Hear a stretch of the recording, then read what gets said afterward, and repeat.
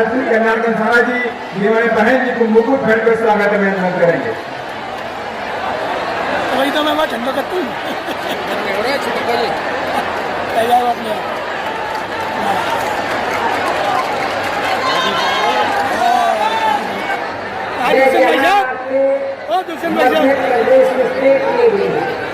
लोकसभा के लिए बोले हम चुनाव में खासकर यहाँ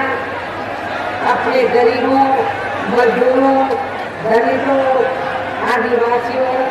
पिछड़े वर्गों, मुस्लिम व अन्य अकलियतों के बलबूते पर ही ये चुनाव लड़ रही है। पूरी तैयारी व दमदारी के साथ उसको भी देखकर अब मुझे भी ये काफी अधिकांश राज्यों में भी ज्यादातर सत्ता यहाँ कांग्रेस पार्टी के हाथों में केंद्रित है, किंतु इनकी खासकर दलित, आदिवासी व पिछड़ा वर्ग विरोधी तथा अन्य और मामलों में भी रही इनकी गलत नीतियों व गलत कार्य प्रणाली आदि की वजह से ही फिर इस पार्टी को यानी कि कांग्रेस पार्टी को केंद्र में काफी राज्यों की भी सत्ता से बाहर होना पड़ा है तथा यही स्थिति इनकी सहयोगी पार्टियों की भी बन रही है, जिस कारण ही फिर बीएसपी को बनाने की जरूरत पड़ी। और अब पिछले काफी वर्षों से बीजेपी एवं इनके सहयोगी दल केंद्र व अधिकांश राज्यों की भी सत्ता में काबिज हो गए हैं। साथ ही इनकी भी ज्यादातर जातिवादी ऐसा लगता है, अब ऐसा लगता है कि इस बार ये पार्टी भी भारतीय जनता पार्टी भी केंद्र की सत्ता में आसानी से वापस आने वाली नहीं, ये पूरा नहीं किया है,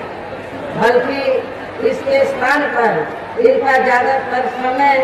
व ताकत भी या इनके अपने चहेते रहे बड़े बड़े पूंजीपतियों एवं धनासेठों को ही ज्यादा से ज्यादा मालामाल व धनवान आदि बनाने में तथा उन्हें हर स्तर पर नहीं हो सका है। और इस संदर्भ में वैसे आप लोगों को ये मालूम है कि पूरे देश में यहाँ दलितों, आदिवासियों एवं अन्य पिछड़े वर्गों का सरकारी नौकरियों में वर्षों से अधूरा पड़ा आरक्षण का कोटा भी अभी तक पूरा नहीं भरा गया है। विशेषकर एससी व एसटी वर्गों के सरकारी कर्मचारियों का पदोन्नति में आरक्षण को अब काफी हद तक प्रभावहीन ही बन गया है, बना दिया गया है। साथ ही केंद्र व राज्यों में भी विरोधी पार्टियों की रही सरकारों में इन सभी वर्गों को प्राइवेट सेक्टर में आरक्षण दिए जाने की व्यवस्था किए बिना ही इनकी सरकारों के ज्यादातर बंसा ही हो गया है। आए दिन इन पर खासकर धर्म की आड़ में, हिंदुत्व की आड़ में हो रही जुल्म जाति भी या काफी ज्यादा चरम सीमा पर पहुंच चुकी है। इसके साथ साथ अपर कास्ट समाज में से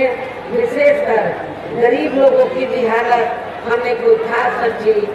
साथ ही अपने देश की सीमाएं अभी तक भी पूरे तौर से अपनी पार्टी का कोई भी चुनावी घोषणा पत्र समाज पार्टी को ही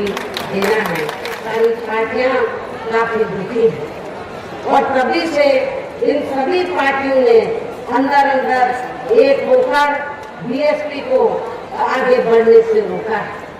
बीएसपी को आगे बढ़ने से रोका है।